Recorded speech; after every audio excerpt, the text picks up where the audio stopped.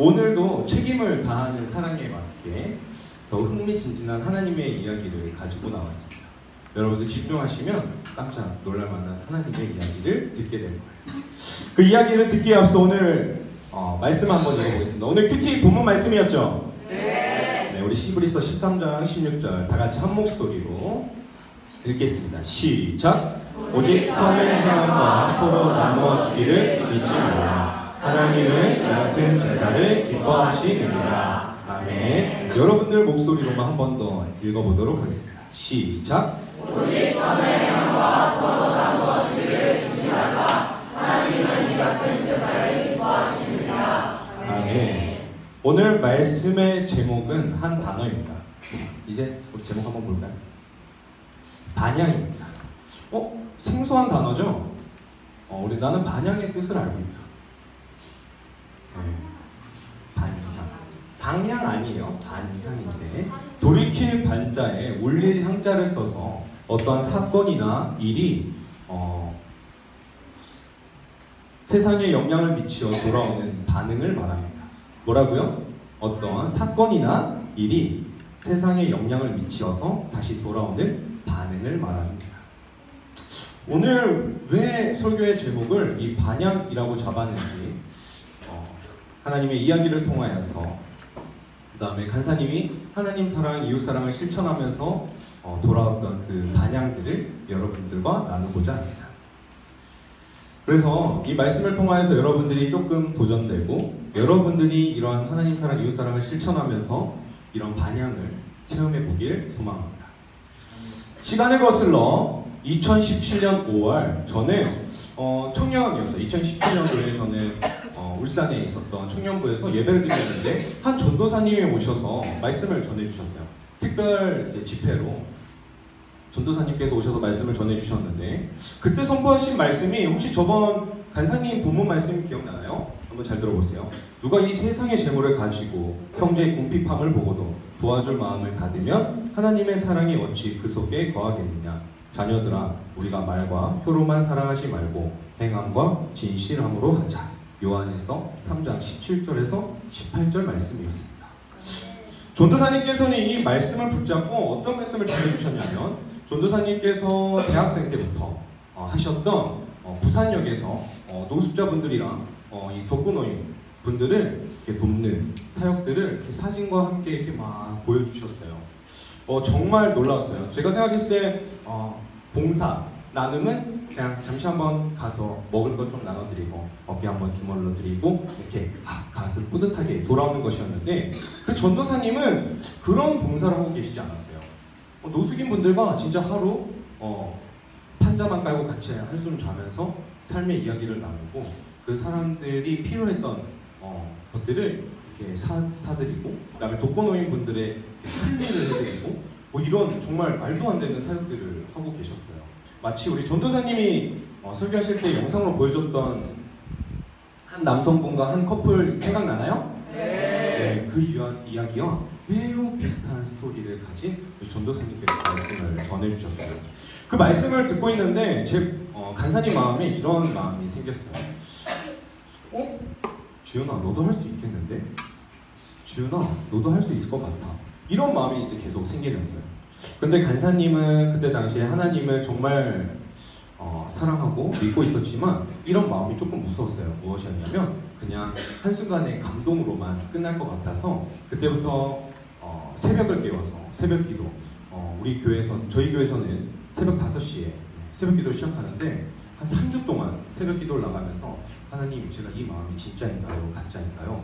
그냥 한순간에 영화를 보고 난 뒤에 감동인가요? 아니면 하나님께서 주시는 마음인가요? 하다가 3주가 끝날 즈음에 하나님께 이런 고백을 드리게 됩니다. 하나님, 제가 한번 실천해 보겠습니다.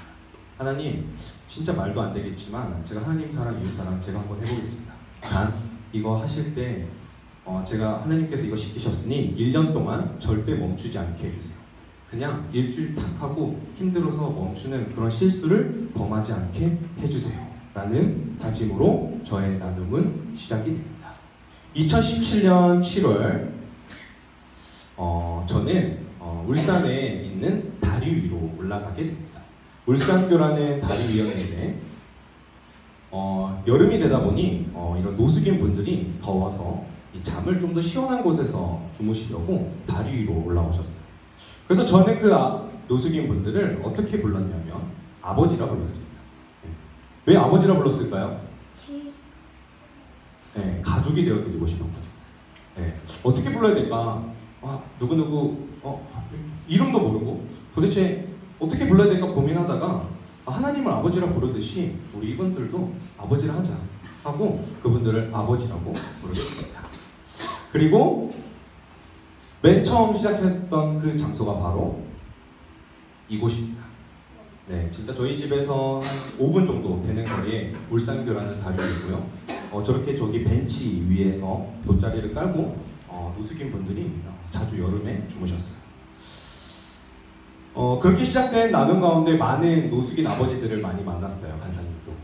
그 중에 특별히 관계를 맺고 전도를 했던 두 분의 아버지에 대한 이야기를 여러분과 나누고자 합니다.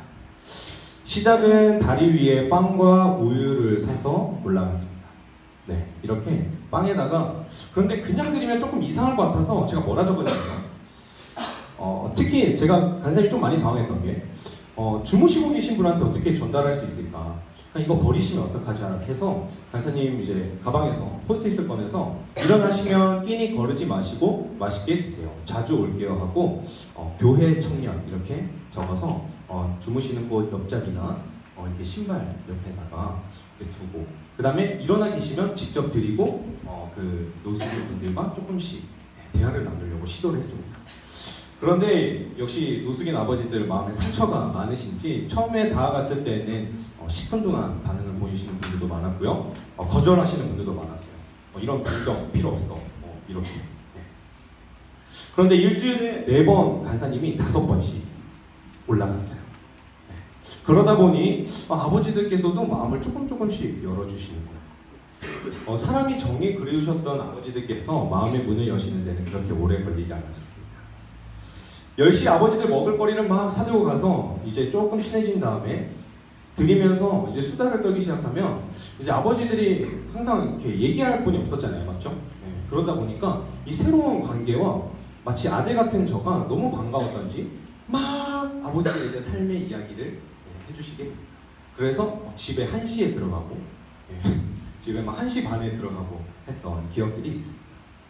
그러면서 아버지들의 삶을 들으면서 제가 참 많이 반성했습니다. 무엇이었냐면요. 간사님은 노숙자분들을 보면서 어떤 생각을 가졌었냐면 옛날에 왜 일을 안 하실까? 왜 일을 안 하시면서 저렇게 무기력하게 사실까?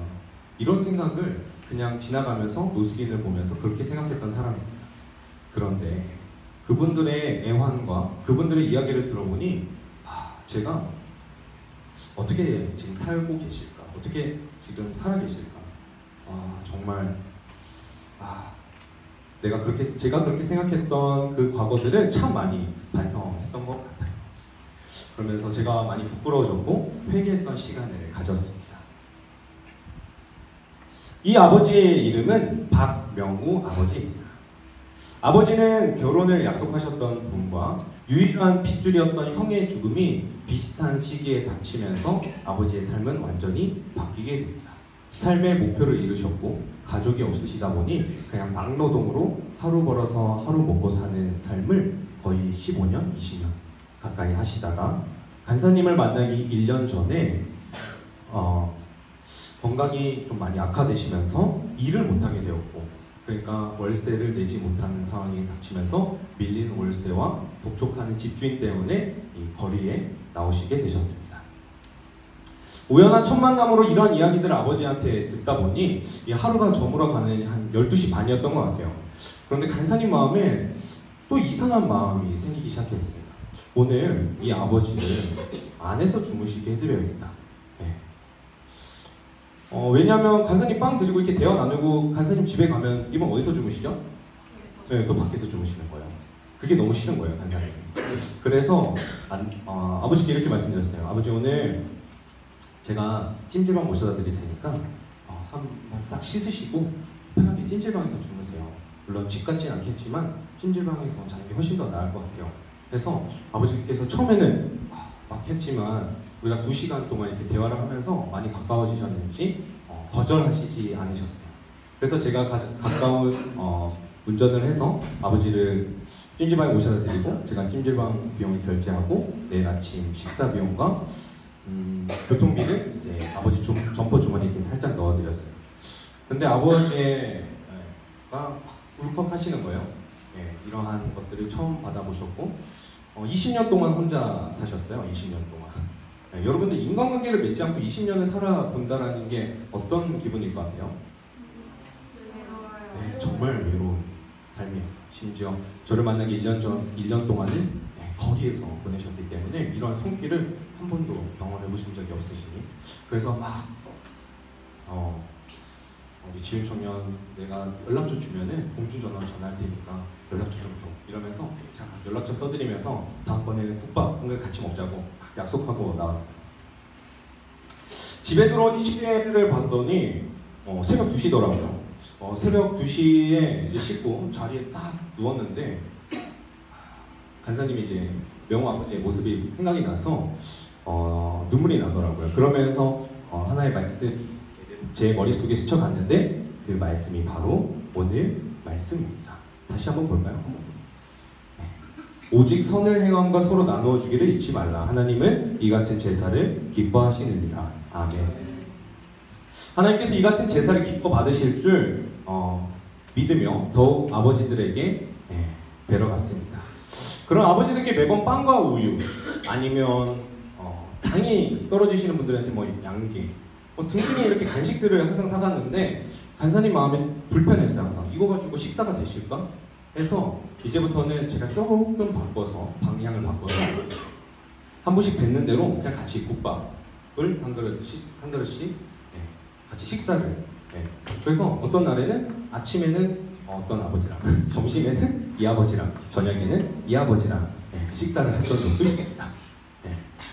일주일에 국밥을 한 12그릇씩 먹었던 것 같아요. 정말 그때는 그래서 아버지들 노숙인 아버지들의 특징을 보면 이제 저도 이제 아버지들을 자주 뵙다 보니까 어떤 걸 보게 되냐면 아버지 딱 보면은 치아 상태를 먼저 봐요. 왜냐면 아버지들이 잘 드시질 않고 밖에 생활을 하시다 보니까 씻으시는 건 수도가에서 이렇게 씻으시는데 양치를 안 하세요. 그러다 보니까 치아 상태가 정말 안 좋으세요. 그러니까 이게 씻는 게 거의 불편하시고 명호 아버지 같은 경우는 저를 이렇게 보기 전에 하루에 식빵 3조각 아침에 1조각, 점심에 1조각, 저녁에 1조각 씻기가 불편하니까 딱딱한 것도 못 드시니까 식빵 3조각으로 하루를 보내신 적도 많다고 하더라고요. 그러다 보니 이렇게 국밥을 아버지들과 이렇게 자주 먹으러 가게 되었습니다. 특히 우리 명호 아버지와는 우리 명호 아버지와는 일주일에 적어도 2-3번씩은 항상 같이 식사를 했는데 매번 이렇게 식사를 하고 아버지를 찜질방에 모셔다 드리니까 간사님 마음에 어떤 불편함이 또 생기는 거예요. 무엇이었냐면 이렇게 찜질방으로 모셔다 드리면 또 내일 다시 거리로 나오실 텐데 이 반복되는 이 사슬을 내가 어떻게 변화시켜 볼 수 있지 않을까? 그 마음에 꼬리를 물어서 하나님께서 주신 마음은 명호 아버지한테 집을 선물해 드리겠다라는 마음이었습니다. 그런데 사실 집이라는 게 쉽지 않잖아요. 맞죠? 집이 명호 아버지 잠시만요. 집을 준비했어요. 이렇게 할 수 있어요? 없어요?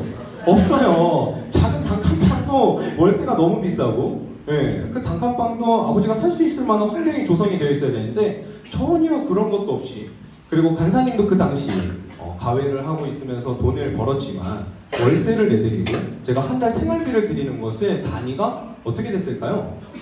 100만 원대의 단위였어요. 그러니까 간사님 마음에도 불편함이 있었을까요? 없었을까요? 있었어요. 진짜 그때 간사님 참 많이 도전됐던 것 같아요. 뭐냐면 둘 중에 하나였는데 이거는 내가 좀 과하다 해서 멈췄다면 아마 그냥 이렇게 자주 빵과 우유를 가져다 드리는 교회 청년이 되었을 텐데 제가 거기서 하나님께서 공급해 주시는 힘을 딱 얻게 됩니다. 무엇이었냐면 제가 아버지들을 만나는 모습들을 사진으로 찍어서 SNS에 조금씩 올렸어요. 맨 처음 반응이 어땠을까요? 진짜 제 실제 하나님 믿지 않는 친구들은 6명이서 야 윤지훈 관종 또 시작했다 부터 해가지고 자기네들끼리 막 코미디 빅리그를 아주 은혜로운 게시글 밑에다가 막 장난을 쳐놨을 정도로 간사님이 첫 번째 막 이렇게 빵과 우유 사진 올리는 거 별로 관심 안 가졌어요. 그런데 간사님이 하루 이틀이 아니라 일주일, 한 달 이렇게 하다 보니까 사람들이 저를 믿기 시작했을까요? 안 믿기 시작했을까요? 얘 진짜로 좀 사람들 좀 진짜로 돕는 것 같은데? 이런 식의 반응이 생기기 시작했고, 심지어 그 게시물들을 모르는 사람들이 보면서 저를 아예 모르는 다른 교회 청년이 간사님을 돕고 싶다고 간사님 계좌번호를 물어서 매달 10만 원씩 보내주고, 또한 그걸 봤던 우리 교회 집사님, 권사님들이 이렇게 그러니까 반찬거리를 만들어 주셔서 이렇게 보내주시기도 하고, 아니면 이렇게 작은 봉투를 건네주시면서 지원 청년 그거 하는데 쓰세요 하면서 이렇게 주셨어요. 그래서 그 한 주 동안 딱 모인 돈이 아버지 월세 금액이랑 똑같은 거예요. 그래서 하나님께서 이 일들을 진행하시길 원하시구나라는 마음이 딱 가득해서 아버지와 좀 대화를 한 끝에 아버지에게 다시 한번 사회생활 우리 한번 해봅시다 라는 약속을 받고 작은 방과 함께 생활비를 드리게 됩니다. 그때 맨 처음 방에 들어가셔서 매트리스에 딱 누워서 이때 표정을 같이 찍어드렸어야 되는데 이 당시 SNS에 아버지 얼굴을 올릴 수 없는 그냥 제 마음에 부담이 있어서 딱 여기까지만 잘라서 했어요. 정말 환하게 웃고 계세요 지금. 1년 만에 이 매트리스에 누웠다라는 그 기분에 정말 기뻐하셨습니다. 베드로전서 4장 11절 말씀인데요. 만일 누가 말하려면 하나님의 말씀을 말하는 것 같이 하고 누가 봉사하려면 하나님이 공급하시는 힘으로 하는 것 같이 하라. 이는 범사에 예수 그리스도로 말미암아 하나님이 영광을 받으시게 하려 함이니 그에게 영광과 권능이 세세에 무궁하도록 있느니라. 아멘. 하나님은 저의 봉사에 하나님의 힘으로서 하나님의 방법으로서 힘을 공급해 주셨습니다. 더욱 놀라운 것은 이렇게 집에 딱 들어가서 둘이 나눈 대화였는데요. 아버지께서 뭐라고 하셨냐면, 지훈아, 나 이제 너 따라 교회 한번 가야겠다. 이렇게 말씀하시는 거예요. 사실 간사님이 명호 아버지한테 한 번도 교회 가자는 얘기를 안 했어요. 왜 그랬냐면 그냥 오해하실까봐. 전도하려고 나 지금 꼬시는 거구나. 이렇게 오해하실까봐 처음 갔었을 때 제가 저기 울산 제일교회 다닙니다. 이렇게 얘기만 한 뒤로 한 번도 주일 예배 같이 와요. 예배 드려요. 이런 말을 안 했거든요. 그래서 아버지께서 지훈아 이제 이번 주일 교회 갈게. 몇 시까지 가는데 이렇게 말씀하시는 거예요. 제 생일이 8월 17일인데 8월 20일 주일에 아버지와 첫 예배를 드리게 됩니다.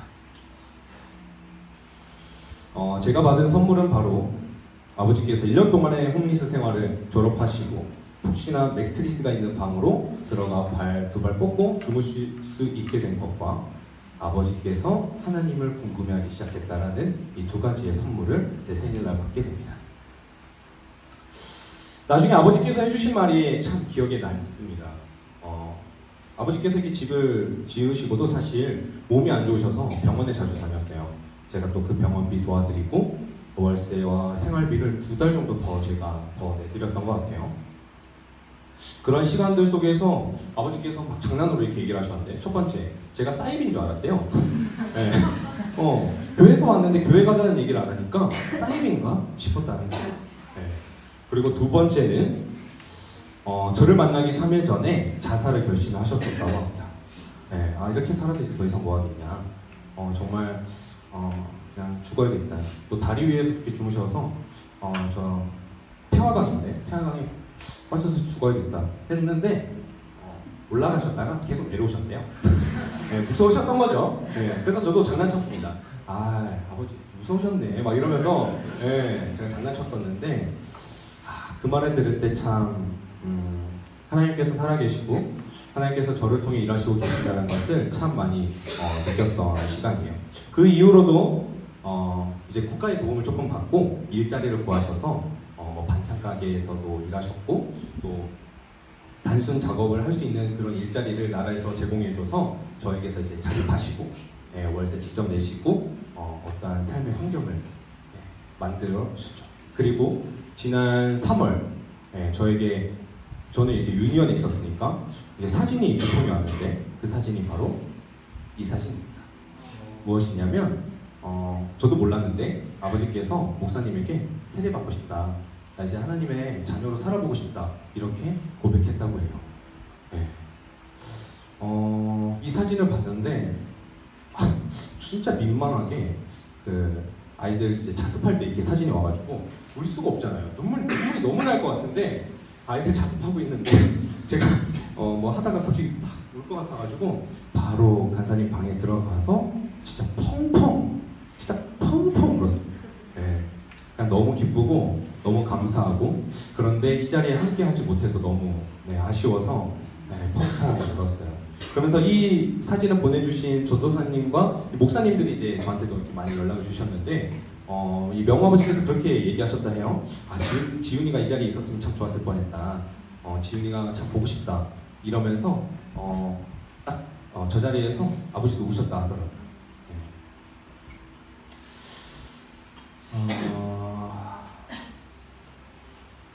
여러분 어떤가요? 이런 이야기를 들으니. 네. 사실 간사님이 한 것이 하나도 없습니다. 간사님이 이 말씀을 준비하고 사실 이 말씀을 2번 듣는 우리 유니언 친구들도 있을 텐데 또 내 이야기가 되지 않을까, 또 나의 의의가 드러나지 않을까 참 많이 고민을 했었는데 이 이야기가 책임을 다하는 사람이 우리의 주제잖아요. 맞죠? 네, 그 주제에 너무 부합되는 것 같아서 여러분들 앞에서 또 용기를 내어서 한 번 더 전하게 되었습니다. 그리고도 제가 사역을 멈추지 않았어요. 명아버지는 명아버지대로 계속 하면서 또 빵과 우유 사들고 다리 위로 계속 올라갔습니다. 그러던 와중에 계절이 바뀌고 나니까 가을과 겨울이 되니 날씨가 추워져요, 안 추워져요? 추워져요. 네, 이제는 아버지들이 다리 위로 안 오시는 거예요. 네, 이제는 다리 위가 아니라 이제 제가 한번 또 막 찾으러 막 돌아다녔는데 어떤 분들은 다리 밑에, 어떤 분들은 폐가요. 네, 집이 폐가라서 개발되지 않는 그곳에 그냥 매트리스나 이런 거 깔아놓고 언제 무너져도 이상하지 않는 집에 노숙인 아버지 2분이 살고 계셨어요. 네. 뭐 그런 환경들 속에서 간사님 집 근처에 시장이 있어서 그것을 지나다닐 수 있는 지하도가 있는데 지하도에서 만난 한 분의 아버지가 또 계십니다. 네, 이분의 성함은 이원영 아버지입니다. 원영 아버지께서는 태어날 때 청각 장애를 가지고 태어나셨어요. 네, 그래도 그렇게 부족한 가정에서 태어나신 것이 아니라서 다 보청기 하시고 다 이렇게 지내셨죠. 그리고 결혼까지 하셔서 슬하의 자녀가 2명이나 있는 아주 단란한 가정이었다고 합니다. 그런데 아버지에게는 참 큰 약점이라고 말해도 되는지 모르겠지만 단점이 무엇이었냐면 술을 너무 좋아하셨어요. 정말 착하시거든요. 네, 간사님이 봐도 너무 좋으신 분인데 술을 정말 자주 드시고, 술을 마시고 나면은 좀 더 폭력적이시고 말이나 이렇게 행동이 폭력적으로 변하시는 거예요. 그러던 와중에 가정과의 조금씩 거리가 생기기 시작했고, 원영 아버지가 경남에서 같이 가족이 살았는데 아버지께서 울산으로 일하러 오시게 돼요. 네. 그러니까 이제 가족들과 떨어져서 지내다 보니까 밤에 들어오면 술, 밤에 들어오면 술, 네. 이렇게 계속 반복하면서 알코올 중독자가 되시게 됩니다. 심지어 간사님을 만나기 6년 전에 다리에 풍이 왔어요. 풍이 뭔지 아시나요? 혹시 풍이 뭔지 우리 사모님 한번 설명해 주실 수 있나요? 모르나요? 우리 아시는데 뭐냐면 다리를 거의 움직일 수 없는, 그러니까 일상생활이 거의 안 될 정도로 다이기만 해도 아픈 그런 병이라고 해요. 그래서 그 당시 거의 하반신을 못 쓰게 될 뻔했다 하실 정도로 큰 병에 걸리셨는데, 놀라운 것은 가족들의 반응이었어요. 무엇이었냐면 가족들이 경남에서 다른 지역으로 이사를 가고 휴대폰 번호를 바꿔서 이 아버지에게 이혼을 요구합니다. 네.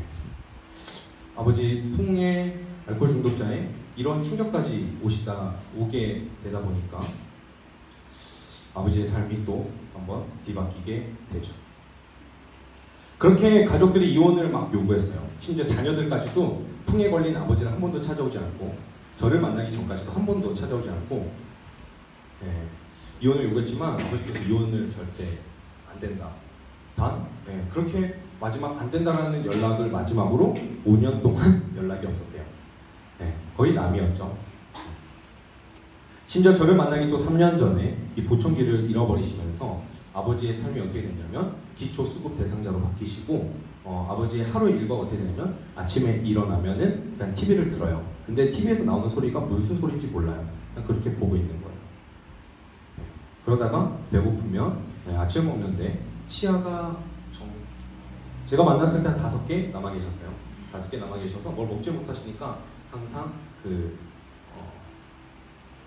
된장을 이렇게 국에 풀어가지고 밥을 거기다 넣고 뭐 죽처럼 거의 이렇게 해서 그냥 마시시는. 그러고 다시 침대에 누워서 소리가 들리지 않는 TV를 보시다가 저녁쯤에 조금 나오셔서 그 신정시장 한 바퀴 이렇게 거느시고 다시 그 여인숙에 들어가시는 거였는데 그 돌아가는 길에 저를 딱 마주친 거예요.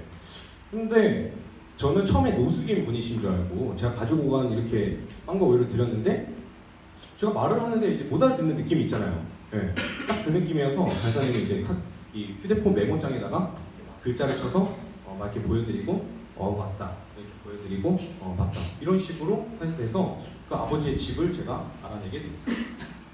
그때부터 아버지와 원영 아버지와 저의 만남이 시작돼요. 그게 2017년 10월이었습니다. 그래서 이제 아버지께서 드시지를 못하니까 매번 죽을 사가지고 갔어요. 원영 아버지 집에도 거의 일주일에 한 3-4번씩 갔던 것 같아요. 근데 원영 아버지가 듣지를 못하시니까 뭐 대화가 안 되니까 제가 이제 가져다 드리고 잠시 인사하고 그냥 나오는 이게 끝이었거든요.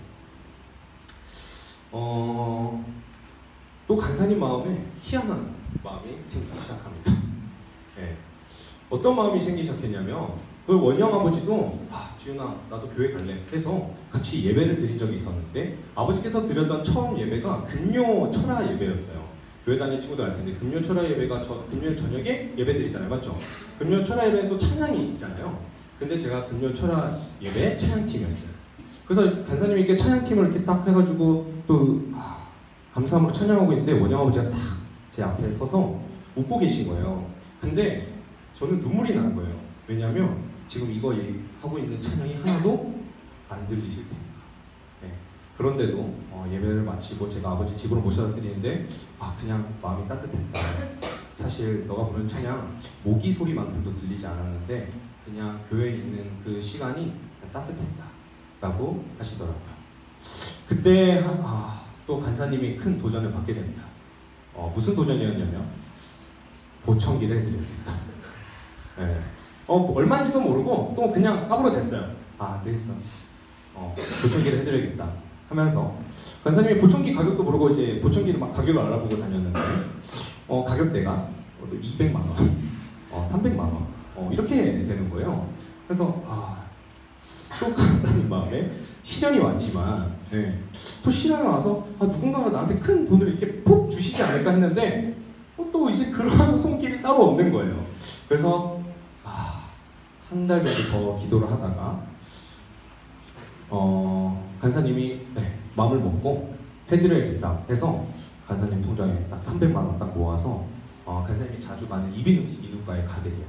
그래서 이제 잘 아시는 의사 선생님이어서 청각 장애 체크해 주시고 다 해주셔서 또 보청기 의사를 소개시켜 주셨거든요. 그래서 잘 진료받고 보청기 하면 들으실 수 있다. 아직까지 청각이 살아계신다 라는 좋은 소식과 함께 보청기 의사에 갔습니다. 그래서 지금 보청기 이제 사에 가면은 이제 청각 테스트를 하게 되는데 지금 이 정도의 청각에 들리게 하려면 양쪽 합쳐서 320만 원 정도 되는 이 보청기를 해야 되는데 사실 한쪽만 해도 2개 다 들리는 효과가 될 수 있어서 이 300만 원이 부담스러우면 한쪽만 해서 168만 원에 할 수 있다 이렇게 말씀해 주시는 거예요. 그래서 알겠습니다. 이걸로 할게요 하는데 그 주인분이 물어보시는 거예요. 근데 아들분이세요? 이러길래 제가 맨날 아버지랑 부르잖아요. 맞죠?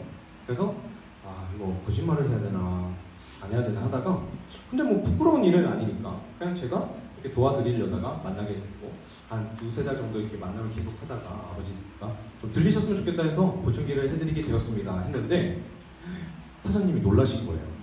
에?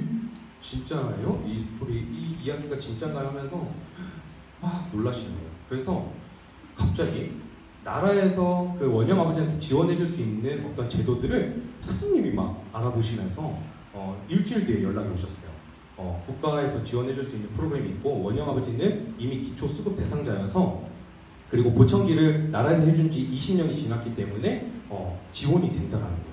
그래서 168만 원 중에 121만 원이 국가에서 지원을 받을 수 있게 되었어요. 그럼 남은 금액이 얼마죠? 47만 원인데 그때 보청기 사장님이 하신 그 다음 말이 더 충격적이에요. 그 나머지 47만 원 안 받을 테니까 그냥 보청기 하러 오세요. 아니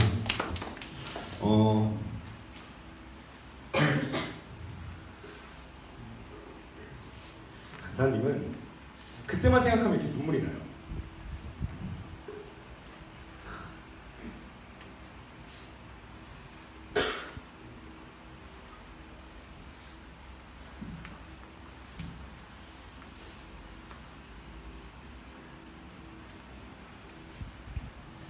그리고 우리 원영 아버지 이렇게 보청기 딱 하시고 같이 예배를 또 드리는데 아버지가 그 성가대 찬양 소리에 박수를 치시는 거예요. 그 다음에 목사님 말씀에 고개를 끄덕이시고 정말 꿈만 같았습니다. 그냥 그 모습들과 그 상황들.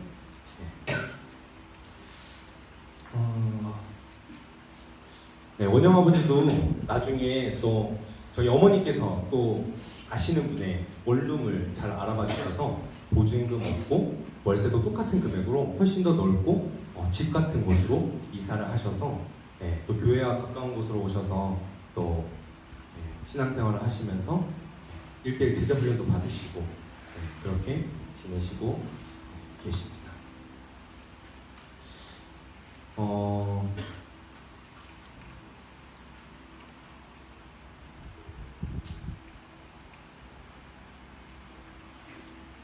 이 이야기를 하는데 두 분의 아버지가 너무 보고 싶어요. 너무 보고 싶고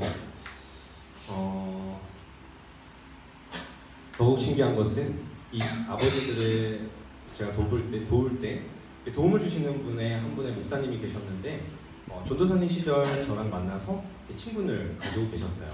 근데 그분이 뭘 하셨냐면 인터넷 라디오 방송인 팟캐스트 아나요, 여러분?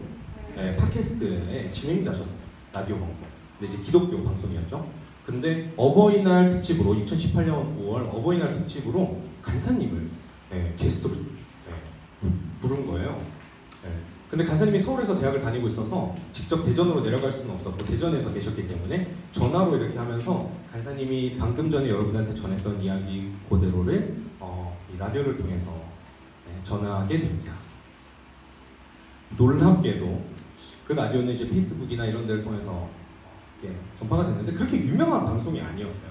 그렇게 유명한 방송이 아니었는데 그 라디오를 들으신 한 분이 저기 계십니다.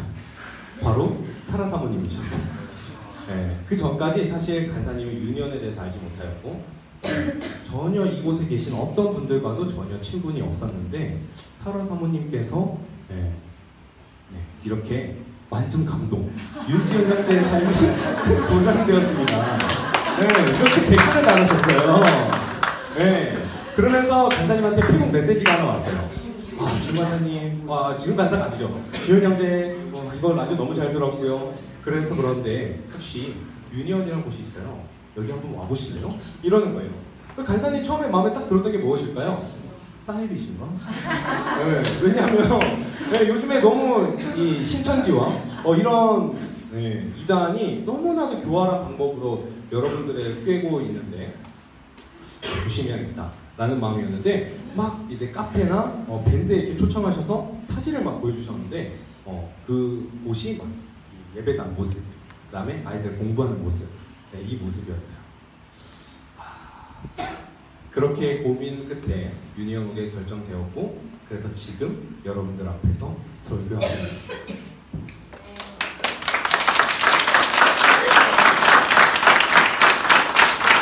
오늘 말씀의 제목이 무엇인지 기억이 나나요? 반향이었습니다. 어떤 사건이나 일이 세상에 영향을 미치어 돌아오는 반응.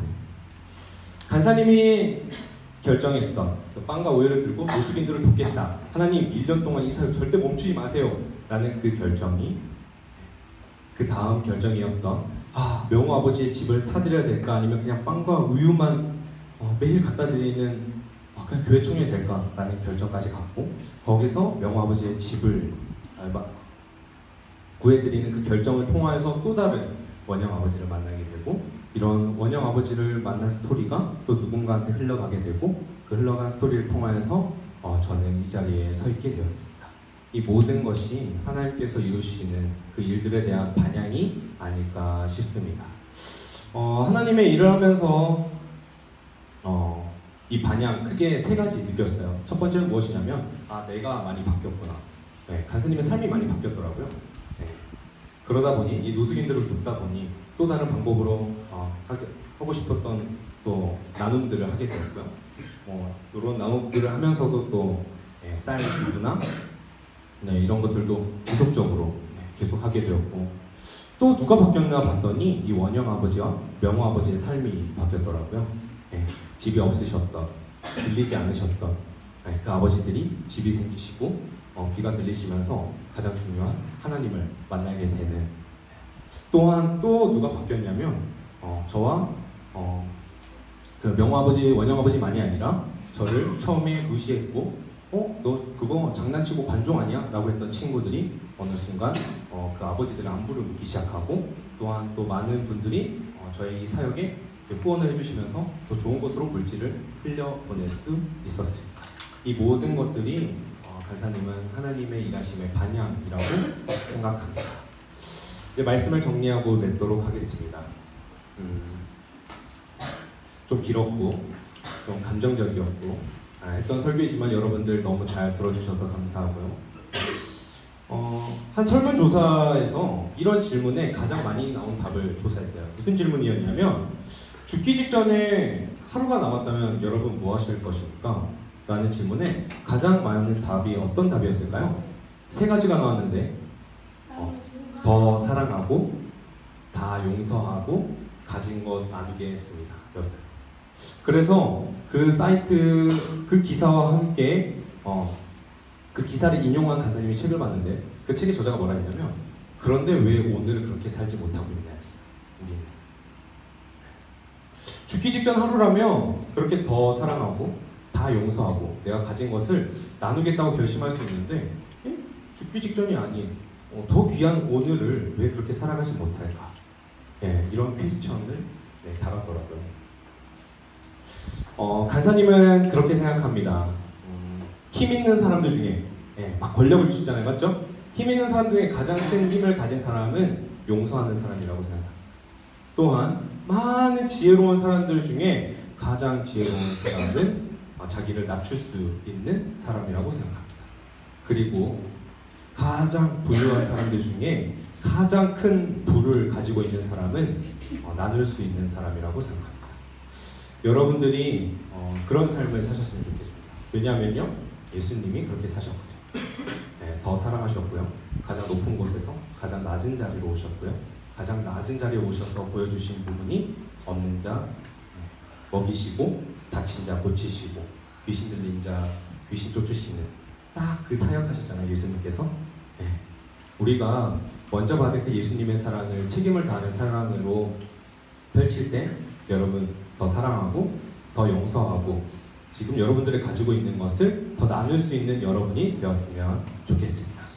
그리고 꼭 그렇게 되길 간사님이 더욱 기도하겠습니다.